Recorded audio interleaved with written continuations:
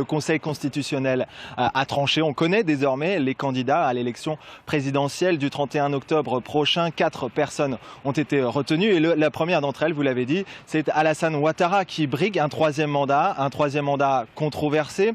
Mais les juges constitutionnels ont tranché. Alassane Ouattara a le droit d'effectuer un troisième mandat. Il s'agit bien du premier mandat, selon eux, de la Troisième République. Et puis, il y a aussi la candidature d'Henri Konan Bédier, qui va représenter les couleurs du PDCI, qui se présente donc. Il a été président de 1993 à 1999. Il avait dû quitter le pouvoir à la suite d'un coup d'État. Il y a aussi Pascal Affi-N'Guessan, ancien Premier ministre de Laurent Gbagbo.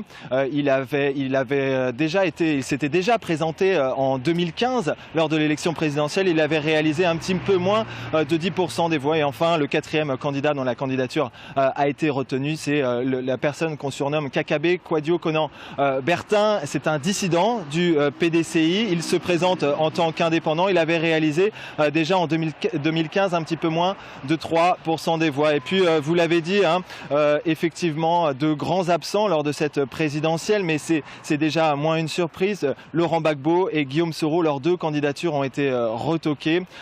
En effet, ils ont été condamnés ici en Côte d'Ivoire en leur absence pour différents crimes qu'ils ont commis selon la justice ivoirienne, et en conséquence ils ont été radiés des listes électorales. Donc le fait que leur candidature n'ait pas été retenue n'est pas vraiment une surprise. Et puis les plus petits candidats où il y avait un petit peu de suspense, notamment Mabry Touakeuse, ancien ministre de l'enseignement supérieur, Marcela Montano, ancien ministre des Affaires étrangères, ou Mamadou Koulibaly, qui est ancien Premier ministre de Laurent Gbagbo.